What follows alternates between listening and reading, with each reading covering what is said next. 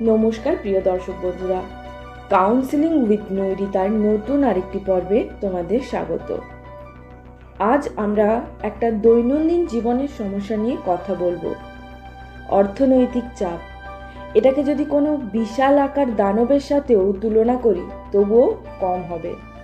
এর গর্জনের থাবায় আমরা প্রায় সবাই উদ্বিগ্ন হয়ে পড়ছি, কিন্তু ভয় পেলে তো চলবে না, আমাদের পথ তো চলতেই হবে।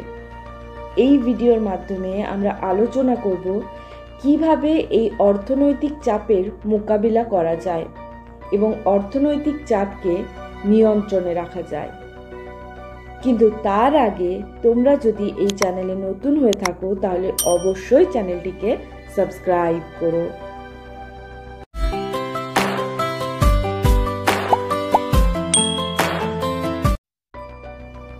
অর্থনৈতিক চাপকে নিয়ন্ত্রণ করতে গেলে বা অর্থনৈতিক চাপের মোকাবিলা করতে গেলে প্রথমেই স্বীকার করতে হবে বা মেনে নিতে হবে আর্থিক চাপ মানুষের জীবনে যে কোনো মুহূর্তে আসতে পারে।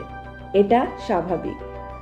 চাকরির অনিশ্চয়তা, ক্রমবর্ধমান খরচ, অপ্রত্যাশিত বিল, এইসব তোমার বুকে উত্তেজনার অনুভূতি বাড়ায়। কিন্তু এই সমস্ত উত্তেজনাকে কখনোই নিজের উপর কন্ট্রোল করতে দেবে না। তোমাকে আগে নিজেকে জানতে হবে, অর্থাৎ টাকা পয়সা খরচ বা জমানোর ক্ষেত্রে তুমি কেমন। তুমি কি খুব বেশি টাকা খরচ করে ফেলো, বা তুমি কি সঞ্চয় করতে পারো? এই বিষয়টা আগে তোমার কাছে পরিষ্কার থাকতে হবে।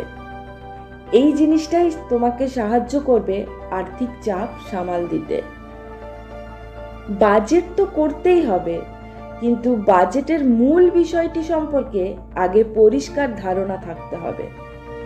ধরো তুমি কোনো একটা জায়গায় যাচ্ছ, তার জন্য তোমার কাছে একটা রোড ম্যাপ থাকে, তেমনি বাজেট হলো তোমার আর্থিক রোড ম্যাপ।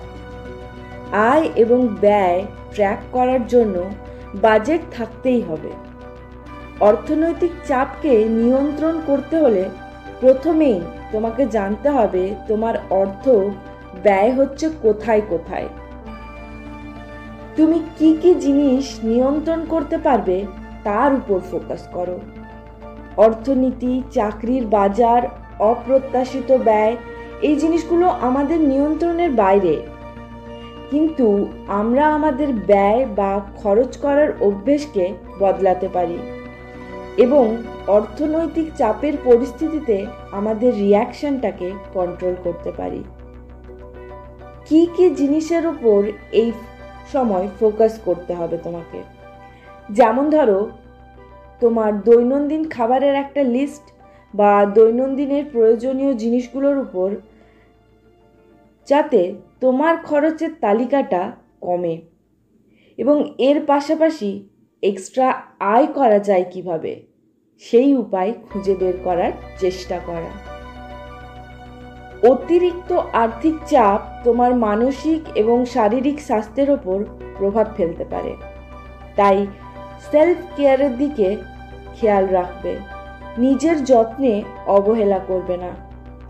সেই সব কাজগুলোকে অগ্রাধিকার দাও যেগুলো তোমাকে আনন্দ দেয় এবং মানসিক চাপ কমাতে সাহায্য করে। মেডিটেশন, ব্যায়াম, এর জন্য 10 মিনিটের মতো হলেও সময় বের করবে। কাছের মানুষদের সাথে দিনের কিছুক্ষণ কাটাও। যদি ঠান্ডা লাগার ধাত না থাকে তাহলে রাতে ঘুমোতে যাওয়ার আগে স্নান করতে পারো, এতে ভালো ঘুম হবে। কিছুক্ষণের জন্য হলেও মানসিক চাপ কমবে। আর্থিক পরিকল্পনার জন্য সাহায্যের প্রয়োজন হলে সাহায্য চাইতে দ্বিধা করবে না। এছাড়াও আর্থিক চাপ সামলাতে না পারলে অবশ্যই থেরাপিস্টের হেল্প নাও। অল্প খরচে বা বিনামূল্যে অনেক জায়গায় সাহায্য দেওয়া হয়।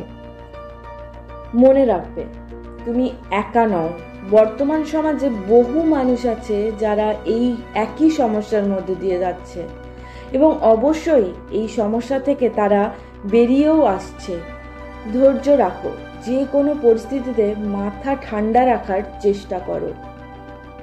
ভিডিওটি শেষ করার আগে ছোট্ট একটি বাজেট টিপ। বাজেট করার সবচেয়ে সহজ নিয়ম হলো 50-30-20 এই নিয়মটি।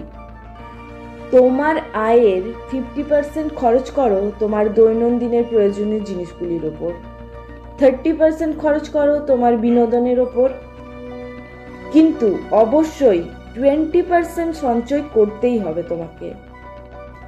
একটি এমার্জেন্সি ফান্ড তৈরি অবশ্যই রেখো। জীবনে উত্থান পতন দুইই আছে। আর্থিক নিরাপত্তা তুমি যত রাখবে, তোমার অর্থনৈতিক চাপ ততটাই কম হবে। আজকের ভিডিওটি এই পর্যন্তই। যদি ভিডিওটি ভালো লেগে থাকে তাহলে অবশ্যই লাইক করো। দেখা হবে পরের পর্বে। ততক্ষণ পর্যন্ত ভালো থেকো, নিজের যত্ন নিও।